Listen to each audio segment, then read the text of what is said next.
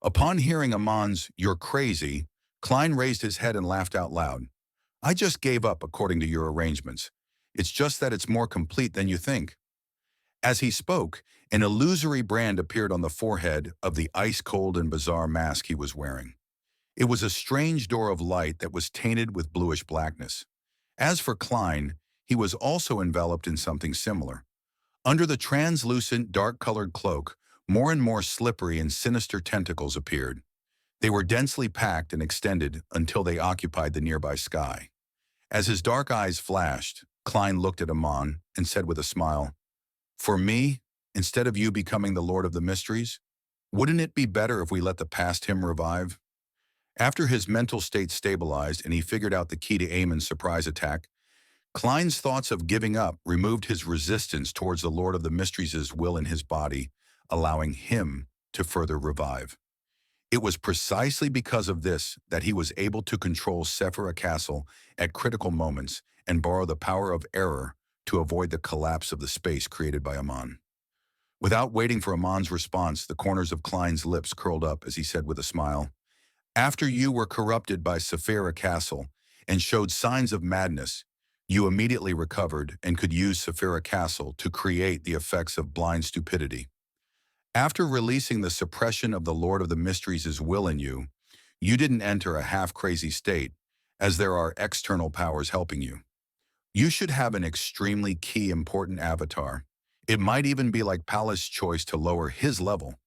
It's sleeping at Adam's place, and it allows a visionary like him to personally protect your mental state.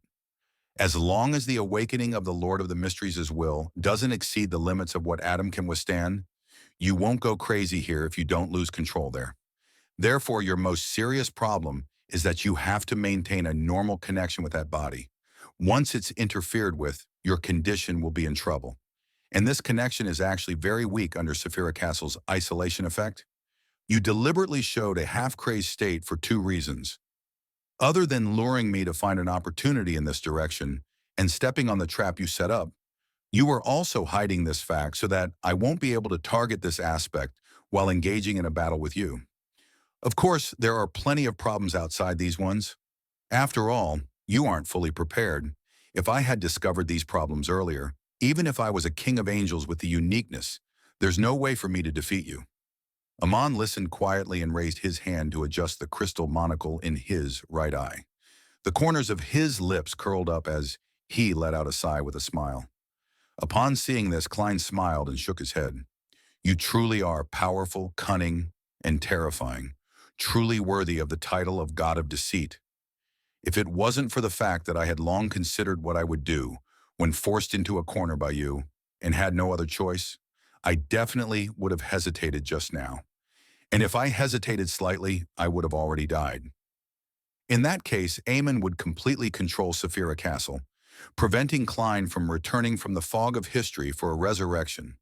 Amon stared at the increasing number of sinister tentacles extending out from under Klein's dark-colored cloak. He slowly took a deep breath and said with a smile, "The Lord of the Mysteries in you is about to truly awaken." Klein's smile had a nerve-wracking feeling to it. "You can also compete with me on this point. Our next battle is very simple. It's a competition of who awakens the Lord of the Mysteries' will to a greater extent, a competition of whose control over Sephira Castle is deeper. 50%, 70%, 90%, until we reach 100%.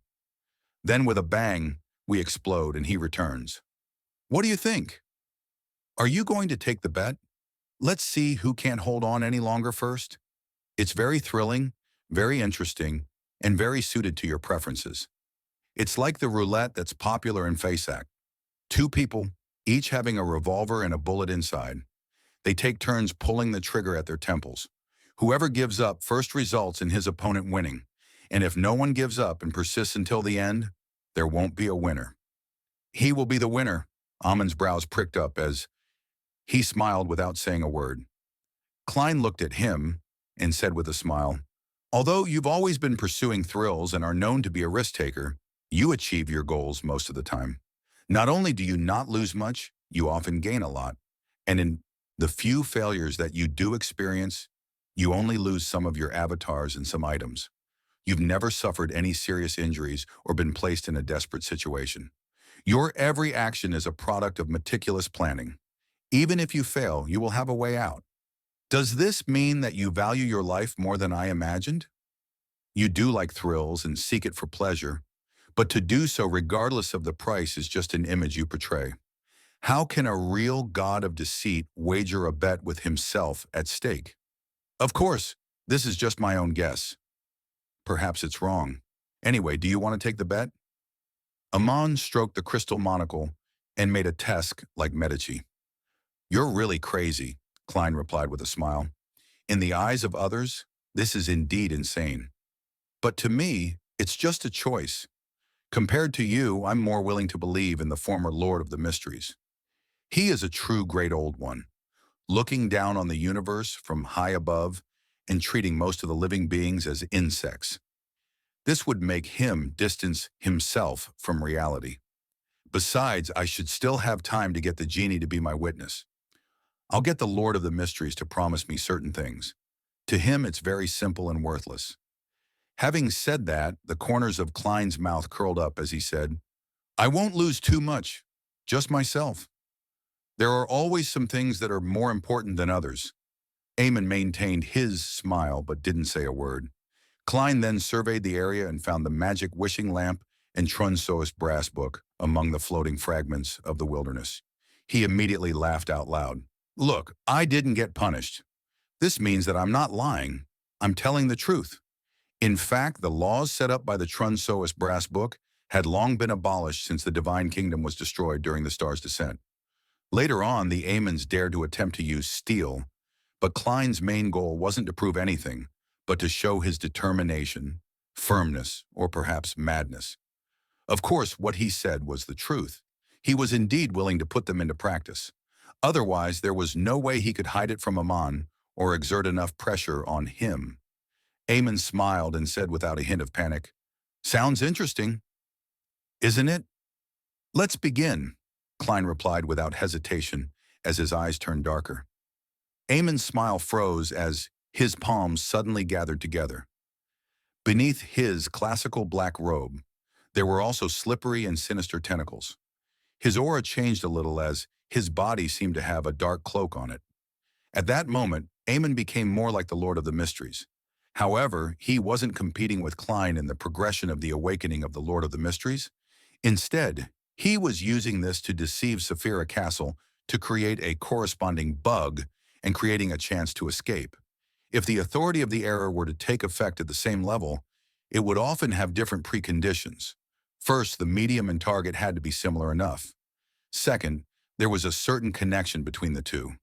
Third, there were certain logical contradictions between certain matters or objects. Fourth, some of the rules were indeed incomplete. Fifth, while not directly affecting the target, construct an erroneous environment as a divine kingdom. In this aspect, the restrictions of fooling were even fewer. But once an error satisfied the conditions, it would be difficult to defend against or terminate it. Aemon now wanted to take the initiative to disguise himself and satisfy the first category. This was similar to the invasion of a virus. First, it had to make the other party believe that they were on the same side to avoid detection, and then paralyze any defenses to achieve their respective goals. When a fruit looked like a strawberry, smelled like a strawberry, tasted like a strawberry, then it would basically be considered as a strawberry. But in reality, there might be an exception. At this moment, Aemon's appearance resembled that of the Lord of the Mysteries. His aura was like the Lord of the Mysteries, and his powers were like the Lord of the Mysteries. His mental imprint was also similar to the Lord of the Mysteries. With the authority of an error, it would naturally make Saphira Castle believe that he was the Lord of the Mysteries. Suddenly, Klein's Damage the Fool Divine Kingdom completely collapsed. The grand and ancient palace and the mottled table inside appeared. The grayish-white fog beneath Saphira Castle rose and enveloped the space. The grayish-white fog split into two waves. They clashed fiercely in a particular spot, producing vortexes one after another. They tore open a gap that led to reality. The power of Saphira Castle was at odds with itself in this second. It was as though it didn't know which Lord of the Mysteries to obey. Aemon's figure immediately vanished, using Dor's authority to rush out of Saphira Castle. Just as he touched the edge, his body paused before being sent flying backward. At the fool's seat, the corners of Klein's lips curled up as he sat there. His glabella and the strange door of light around him became more obvious, as though they were corporeal. This released an immense convergence force that reached an unimaginable level. It was like an invisible hand that pulled Amon back. Amon's body suddenly split apart, transforming into countless selves, and in front of every Amon, an illusory astral door appeared. Silently, the astral doors opened at the same time, but in the endless darkness behind the doors, slippery and sinister tentacles appeared, blocking Amon's escape. At the tip of the tentacles, resplendent starlight lit up as they instantly enveloped the Amons. The Amons couldn't help but gather together, turning into a conceptual cluster. These concepts included but weren't limited to pointed hats, classical black robes, monocles, fate, time, keys, doors, bugs, and Trojan horses. Klein slowly stood up and smiled at the conceptualized Amon, who was now in a passive state. You can also awaken the Lord of the Mysteries' will further, but this is different from death. It'll definitely affect the body at Adam's side. A conceptualized Amon rapidly gained a physical form. He relied on the door authority to escape from his current state. The corners of his mouth curled into a smile, but he didn't respond to Klein. He seized this opportunity to use the error authority to deceive. Using an avatar outside that he had prepared ahead of time, it could be used to replace him and swap places with him. This was similar to the swapping of marionettes in the seer domain, but at this level, the principles were different. It wouldn't be affected in most situations. However, Amon still failed. He realized that his error authority had been forcefully suppressed. As Klein slowly got up, more slippery and sinister tentacles appeared around him. The smile on his face became more exaggerated. Right on the heels of that, Amon's eyes glazed over, and the smile on his face froze as the crystal monocle lost its luster. At the same time, the cold, bizarre mask on Klein's face squirmed. The blind stupidity effect. In the next second, he grafted himself to a certain concept in the cosmos, and he used his authority to influence the corresponding environment. The surrounding slippery tentacles aimed at Amon, like revolvers. In Amon's eyes that were still glazed over, a supernova exploded. An unimaginable sea of scorching light surged out, shattering his monocle and drowning his body.